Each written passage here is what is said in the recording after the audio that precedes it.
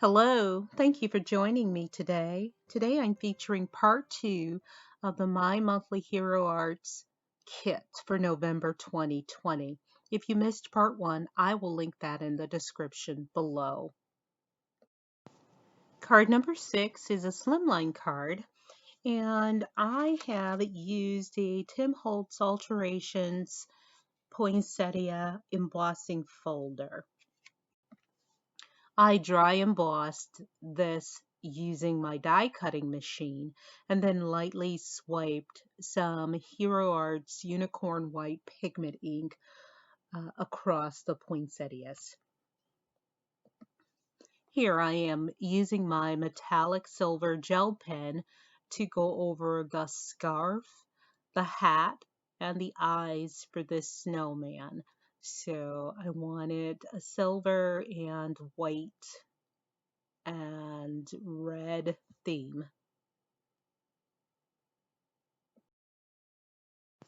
I use a warm gray alcohol marker to fill in his buttons and then add a little shading to the bottom and a red alcohol marker for his nose versus the normal orange because I wanted to stick with my theme.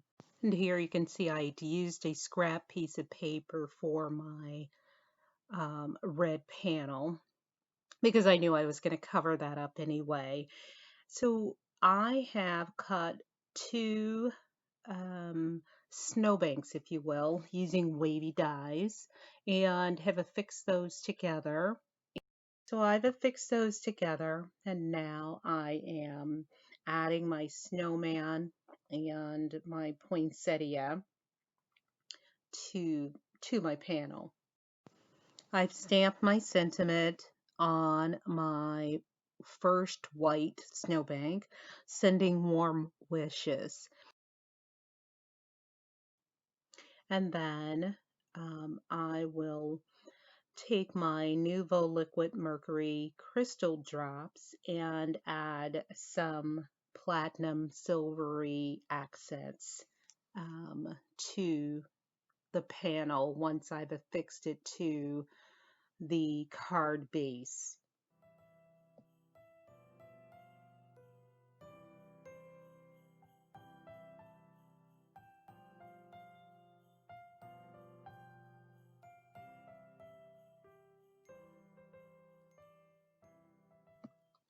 Card number 7 is an A2 card, and I started by stamping my bird from the kit. The dies in the kit are layering dies, so I used the bird die, cut him out, and then used the negative to affix my bird stamp in my MISTI, so to line it up. And then once I did that, I was able to stamp that very nicely. When stamping any of the images from the kit, I use this same technique. Here I've used a rectangle die to cut a frame in my white panel, and then I've used the red vine washi tape from the kit to accent each corner. I started the scene on my rectangle panel by masking off the branch and then stamping the circle vine image after masking off the branch. And I also stamped my sentiment Winter Wishes. I mounted my stitched rectangle panel onto red cardstock, and then I affixed my bird and added a few rhinestones to add sparkle and shine. That's it for this card.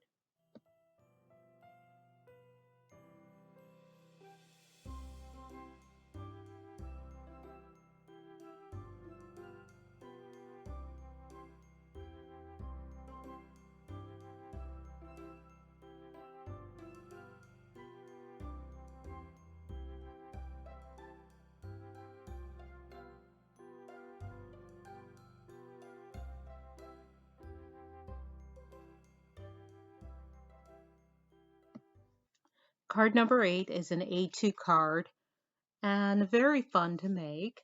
I used the April 2020 Sheetload of Cards sketch that Crafty Owl puts together, and I will link that below. Here I've die cut each stitched circle that's about 2.5, 2 3/4 inches wide, and stamped the large circular stamp from the kit using Distress Oxide Ripe Persimmon ink, and used Onyx VersaFine Onyx black ink for my sentiment, and then used clear embossing powder to emboss the entire circle. I am using the Echo Park A Perfect Autumn 6x6 paper pad for my pattern paper, and I have cut a 4 1/4 by 5.5 inch panel from the leaves using the leaves pattern paper, and then I've cut 2 additional pieces of pattern paper that are 3 by 4, and then frame those with cardstock that's 3 1/4 by 4 1/4. And the Craft and Orange pattern paper matte combo. I had fixed it a little off center, so I ended up trimming that down a little bit more than I wanted, but thought that it still looked okay. So I did go ahead and use that for this card. So I'm affixing those panels together. I've already added my sentiment, sending warm wishes, the circle, and trimmed that off on either side. So once I get my panel affixed, I am adding some sequins and some pale gold nouveau crystal drops to accent the sequins, and that's it for this card. My next card is a Slimline card, and I am using another embossing folder. It is Tim Holtz Alterations Birch Trees.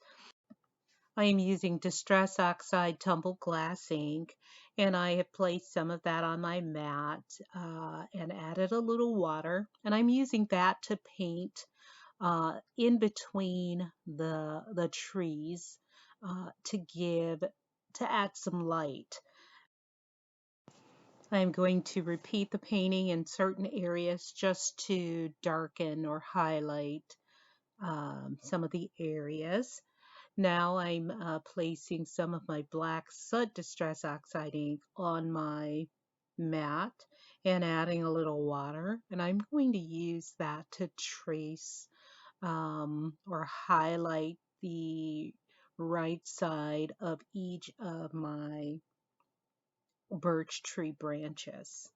Went a little heavy there in the middle, but that once it dries, it's going to dry back a little lighter, so that will be okay.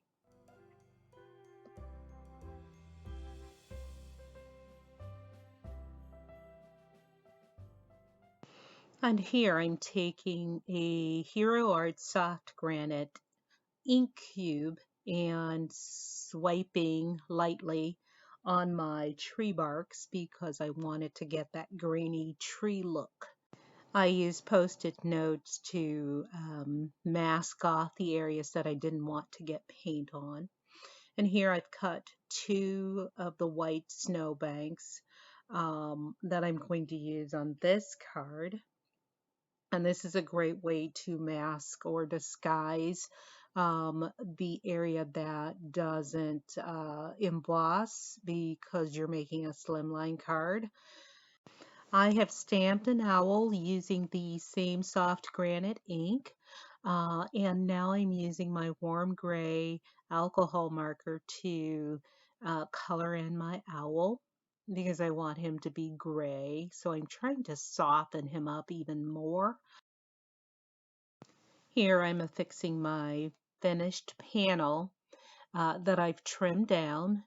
Um, this is a slimline card, so I've trimmed it down to 3.5 by 8.25. The base for my card is 3.75 by 8.5. So I've mounted my owl on foam tape and attached the branch to the bottom with some tacky glue. And now I'm affixing another branch and my owl to the panel.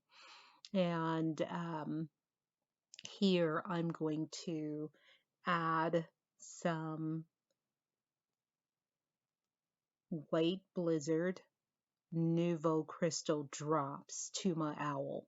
And oh, I like this effect. I didn't expect this coloring. It's almost like a translucent color. I did not expect that, but love the way it looks. Happy accident, right? And I'm adding more of my white blizzard crystal drops to add more texture and the snowy effect. And you'll see that I stamp my sentiment, I will be thinking of you. Card number 10 is an A2 card, and I used lots of stamps from the kit along with my favorite things, tall snow globe die and matching shaker pouches. I'm using Distress Oxide Tumbled Glass ink and the MFT Drifts and Hills stencil to make a snowbank. Now I'm positioning my tree in the Misty, and I am going to use Distress Oxide Evergreen Bough ink to stamp some trees on the panel. And I want it like a forest theme, so I'm going to stamp multiple trees. I am going to use the second generation stamping so that some trees appear back in the distance and some appear forward. Here I'm using my just a piece of acetate so that I don't have to clean my stamps in between. So I will place my acetate on my panel to protect it and reposition my stamp.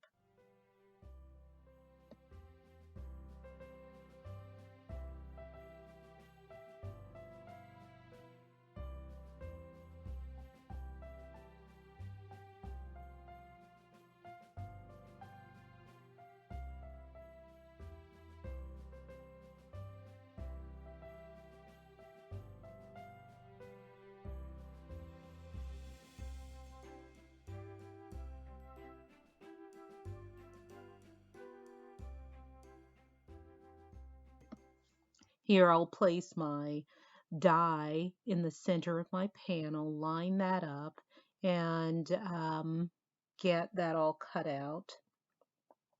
And here I'm placing double-sided tape on the edges of the pouch, the top, because this is going to be placed from behind on my panel. Here I place the panel on top of the pouch and press all of the sides in to secure it.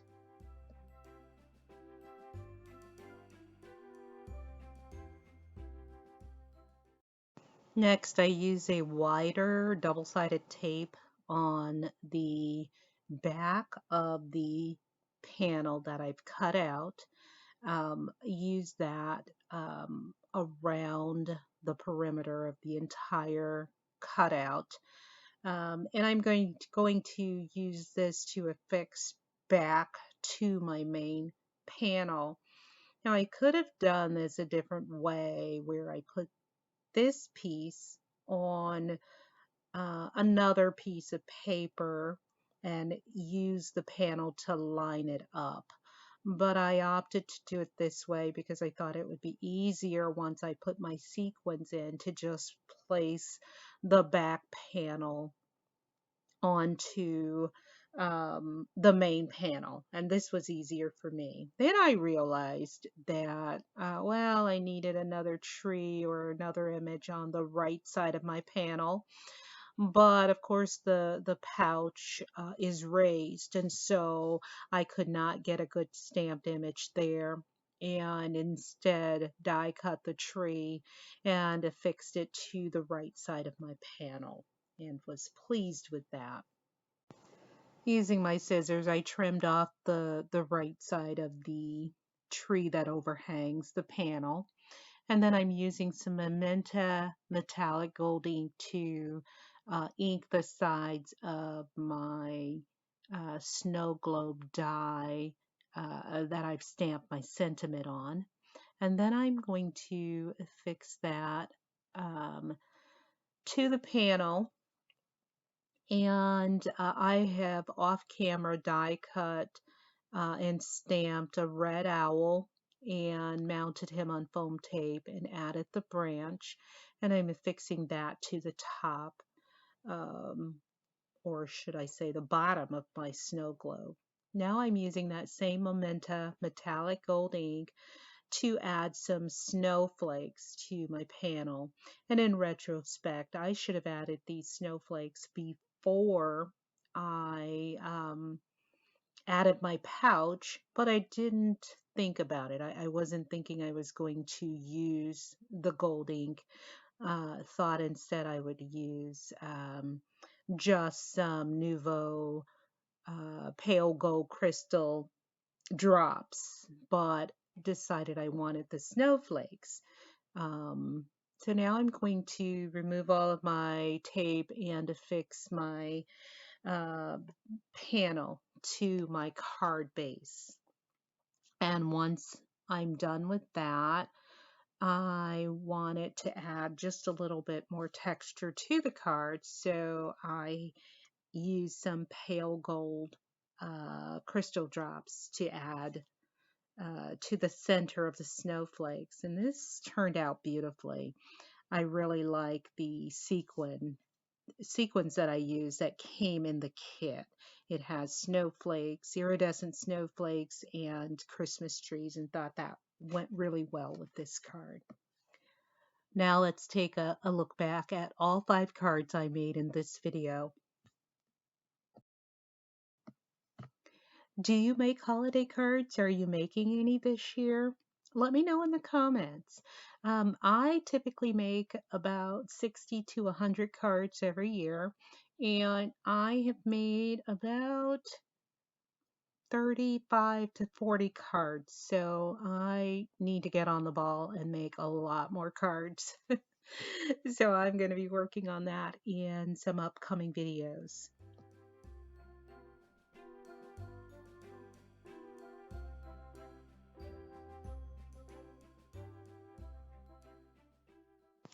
Thank you so much for joining me today. If you like this video, please give it a thumbs up and subscribe to my channel.